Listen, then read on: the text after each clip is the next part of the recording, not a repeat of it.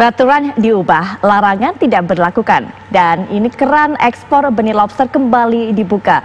Ini menuai pro dan kontra, menuai beragam komentar dari berbagai pihak di kalangan masyarakat, termasuk juga menteri yang sebelumnya menjabat posisi yang sama yang juga mengeluarkan larangan. Untuk bisa menjelaskan duduk persoalan ini dan juga menjawab segala tudingan, Menteri Kelautan dan Perikanan Bapak Edi Prabowo akan menjelaskan kepada kita semua. Assalamualaikum, selamat malam Pak Edi. Waalaikumsalam, selamat malam Mbak Putri Viola. Baik, sehat selamat Pak? malam pemirsa TV One seluruh Indonesia. Alhamdulillah tetap sehat, tetap jaga jarak, jaga suasana hati tetap bahagia dan sehat terus. Nah, itu penting Pak, jaga suasana hati Pak, apalagi saat ini Pak. Begitu gaduh sepertinya, begitu banyak Pak tudingan yang mengarah kepada Pak Edi. Apalagi sempat juga tadi kami dalam tayangan menyebutkan begitu banyak orang yang menuduh ada aroma nepotisme yang begitu kuat di sini dengan adanya keputusan yang dikeluarkan oleh Pak Edi untuk membuka keran ekspor benih lobster ini kembali. Ada yang diuntungkan, dan yang diuntungkan itu sebenarnya adalah orang-orang yang dekat dengan Pak Edi, Pak. Ya gini saja, cek aja kan aliran atau apa. Saya sendiri malah kan nggak tahu mereka ada daftar. Kalau tahu malah saya larang juga, untuk apa? Kan, tapi intinya begini, masalah ini kan sudah terjadi. Kalau memang itu terjadi, saya juga kan nggak bisa ngatur siapa yang akan mendaftar, karena pendaftarannya juga terbuka dilakukan oleh tim. Saya tidak ikut-ikutan dalam mendaftar, menentukan pendaftaran. Ada beberapa surat menyurat yang masuk ke saya, ke meja saya. Salah satunya ada yang minta izin, ya saya disposisi kepada tim. Kami persilakan, nggak banyak. Nah, dulu juga masalah izin, waktu saya keluarkan pertama 9 nama perusahaan dianggap saya diskriminasi. Padahal waktu itu proses terhadap verifikasi terus berjalan. Dan saya akan terus membuka ini untuk semua pelaku usaha, semua siapa saja. Dan ini berlaku kepada koperasi juga boleh. Perorangan, kenapa masalah perorangan? Karena kalau perorangan kan dia nggak bisa ekspor. Ya kan, nah perorangan ini hubungannya dengan budidaya, silahkan saja, semua boleh kok. Anda siapa yang merasa yakin bisa melakukan budidaya, melakukan penangkapan, koordiniran para nelayan yang melakukan, karena benih lobster yang ada di alam ini nggak bisa muncul begitu saja datang ke tempat kerangkeng keramba budidaya. Dia harus diambil, nah yang ngambilnya nelayan. Kalau nelayan ini akan ngambil harus dikoordinir. Kalau salah mengkoordinir nanti akan timbul masalah baru. Sistem pengambilannya juga pasti harus manual. Tidak boleh alat tangkap yang aktif. Sedotan apa disedot pakai alat dan sebagainya. Tidak ada alat bantu. Pakai menggunakan bungkus bekas semen dan sebagainya yang intinya untuk mereka datang. Nah yang paling penting, jaminan kepada si orang yang selama ini hidupnya tergantung dari ngambil benih ini yang paling kita harus jaga. Di zaman dulu, waktu saya jadi Ketua Komisi 4, Menteri sebelumnya, ini sudah menjadi keluhan banyak orang. Waktu itu kita mengusulkan, menterinya nggak mau ngasih izin. Nah saya waktu itu sebagai Ketua Komisi pun ya berusaha keras, tapi kan tetap akhirnya selama beberapa tahun banyak orang yang bahkan di penjara, nggak makan, yang tadinya ngidupin anaknya bisa makan, bisa nyekolahkan anak, bisa nyicil motor, tapi akhirnya nggak bisa. Nah ini sebenarnya semangat utama kita untuk menghidupkan ini. Keberlangsungan lingkungan sebenarnya kan itu sudah ada aturannya. Saya sendiri nggak bisa main keputusan atas dasar pengalaman yang saya jadi Ketua Komisi langsung saya terapkan, kan nggak. Saya undang semua pelaku usaha yang akan memberikan masukan, silahkan saja siapa saja. Seorang siapa saja yang akan menentang, silahkan, yuk kita debat. Tapi jangan menentang atas dasar menentang saja, nggak suka. Jangan-jangan yang menentang asal menentang itu kan atas dasar kepentingan, bersembunyi di balik kepentingan lingkungan. Anda tahu lobster ini, Mbak. Lobster ini bisa dikatakan sudah dijamin tidak punah, tidak sulit untuk punah. Kenapa? Jumlahnya, satu lobster itu bisa bertelur.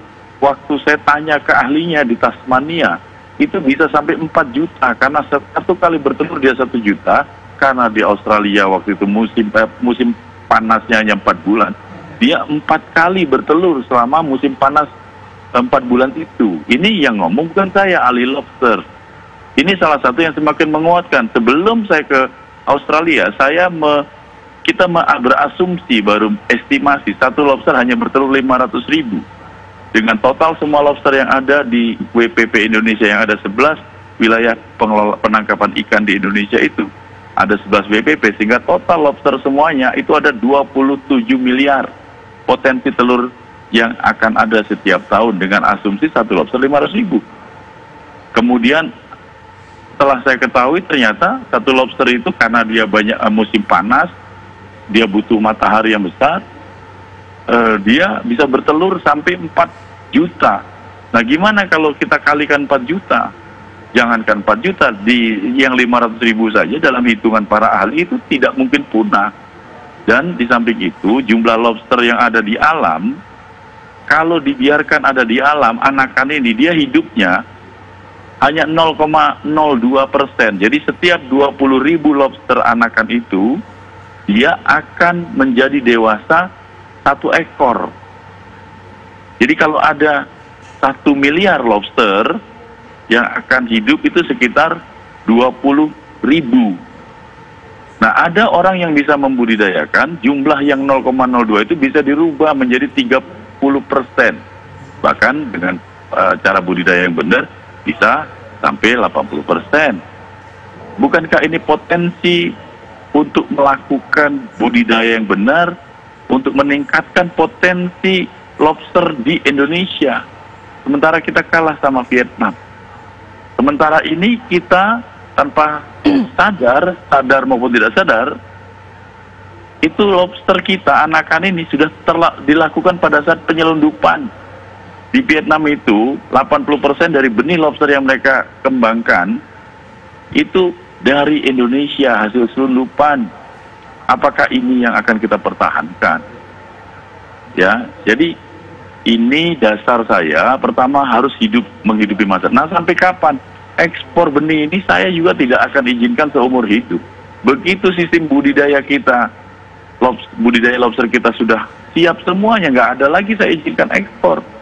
Tapi kapan? Ya tentunya harus saya ukur dulu, kan kita saja baru memulai ini untuk budidaya. Karena yang dulu sudah dimatikan. Mbak, sebelum ini saya hidupkan, orang-orang yang tadinya membudidayakan lobster itu, yang ketahuan langsung dipenjara. Ada yang melakukan budidaya secara diam-diam dengan di atasnya disembunyikan pakai ikan, di bawahnya lobster karena lobster itu adanya di bawah. Apa ini sistem bernegara yang kita harapkan di negeri yang merdeka ini? Sembunyi-sembunyi, ketakutan, diintimidasi akan sesuatu, dikriminalisasi.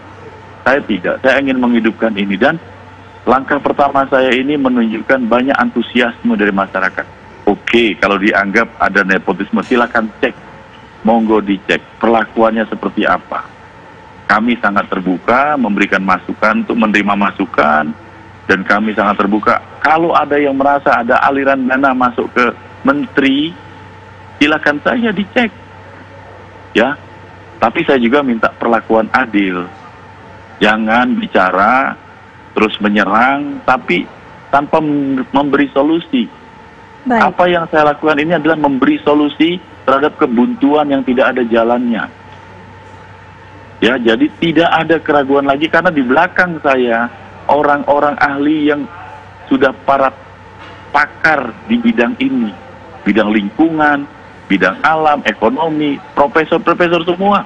Ada yang mantan menteri, ada yang mantan peneliti, semua ada di situ. Ada profesor, berapa profesor? Ada 14 orang ahli dari kampus, dari pelaku usaha, kemudian ada komisi pemangku kepentingan, kita undang semua, Mbak. Baik. Jadi kalau memang ada peraturan yang belum sempurna, saya percaya itu. Makanya kami pun siap setiap saat peraturan yang sudah kita rilis ini pun, manakala dia sudah diatur, diundangkan, pada saat diundangkan itulah dia juga siap untuk dievaluasi dan direvisi. Nggak usah menuduh, nggak usah berakrobat politik di situasi yang sekarang ini kita butuh kebersamaan.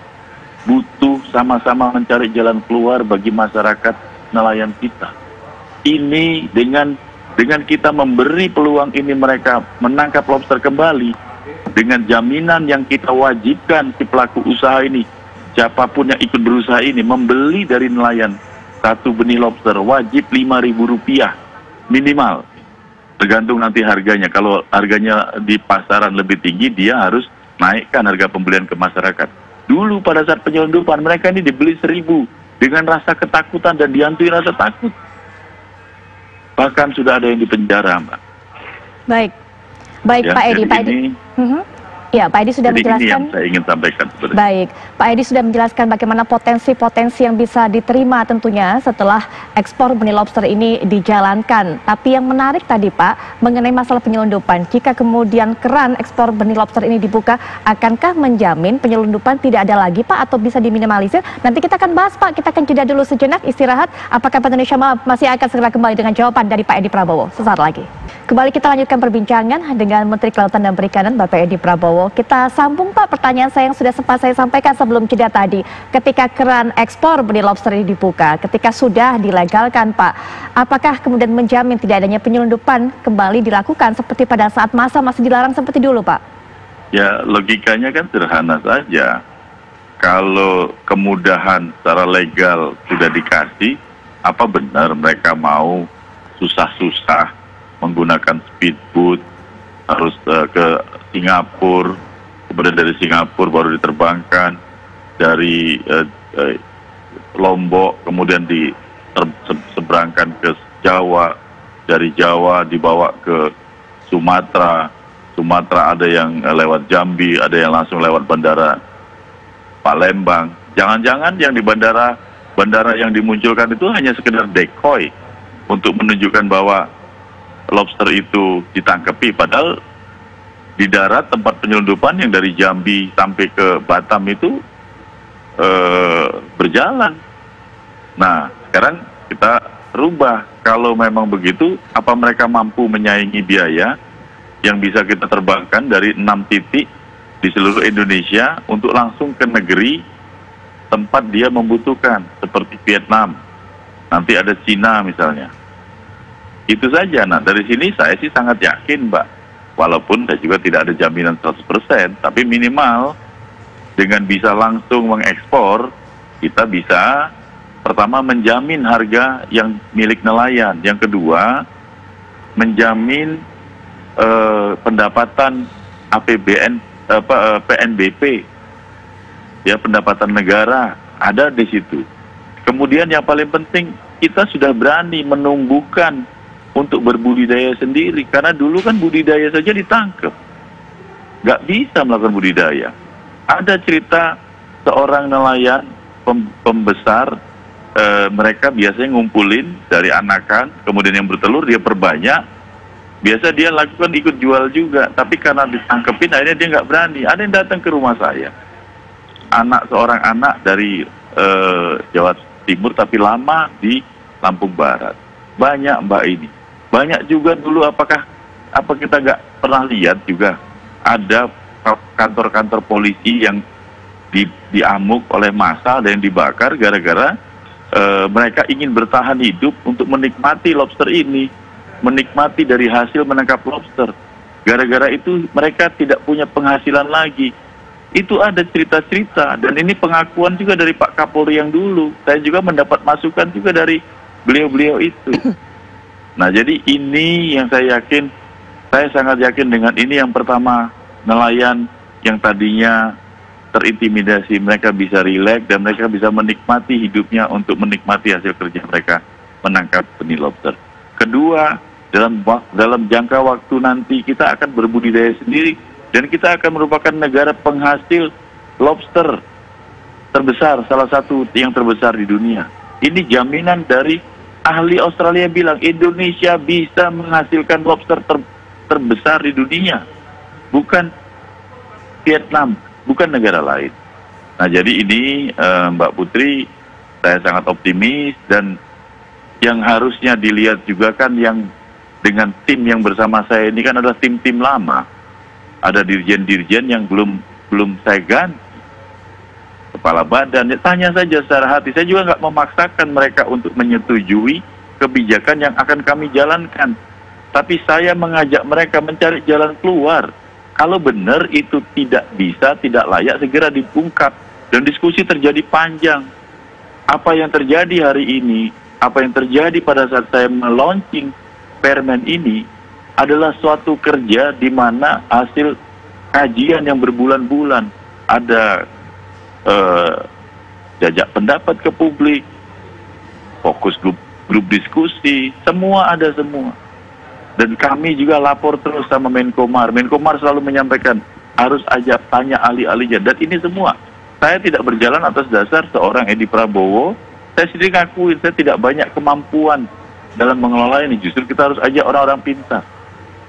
Jadi Mbak Putri, saya sangat yakin dengan kita melegalkan ini, kontrol terhadap lingkungan masih dalam kontrol. Karena setiap lobster yang dibudidayakan, si pelaku usaha ini menangkap lobster itu, misalnya dia membudidayakan dan menangkap total semuanya kan didata, ini kan termasuk dia mau mengekspor itu kan terdata dari perusahaan apa, PT apa, koperasi apa. Misalnya ada 100.000, berarti dia wajib mengembalikan 2% dari total yang telah dibesarkan. Sehingga untuk dikembalikan ke alam, restocking istilahnya. 2% dari 100.000 itu kan berarti sekitar 20.000 ekor dimasukkan ke alam lagi. Berarti kan bukankah ini semakin memperbanyak? Ini pun belum ada jaminan. Kenapa? Siapa tahu semakin banyak juga malah bukan lebih bagus. Ini juga tetap kita kaji. Kita semua terbuka dan kita nggak mau juga keras-kerasan. Saya menganggap aturan ini adalah buatan manusia, bukan kitab suci. Jadi kalau ini ada kesalahan, ada yang harus diperbaiki, perbaiki. Nah kalau ada yang meragukan saya terhadap saya tidak transparan, tunjukkan di mana. Baik. Ya kan, kalau saya dianggap menerima apa-apa terhadap kebijakan ini, saya pikir tunjukkan, hukum saya, ganti saya sudah laporkan semuanya. Dan saya percaya apa yang saya lakukan benar untuk kesejahteraan masyarakat. Kalaupun ada yang salah, saya siap untuk dikoreksi dan diperbaiki. Terima kasih Mbak Putri. Terima kasih untuk waktunya Pak Edi Prabowo selaku Menteri Kelautan dan Perikanan yang sudah menjelaskan tentunya dua hal yang sempat tadi Pak Edi ungkapkan di terakhir kalimat, keterbukaan dan transparansi itu juga yang dipertanyakan oleh masyarakat kemudian sehingga memunculkan tudingan-tudingan tersebut. Kita harapkan untuk kedepannya juga bisa segera mereda polemik ini Pak. Sekali lagi terima kasih Pak Edi Prabowo untuk waktunya dan juga berkenan memberikan informasi di Apa Kabar Indonesia Malam.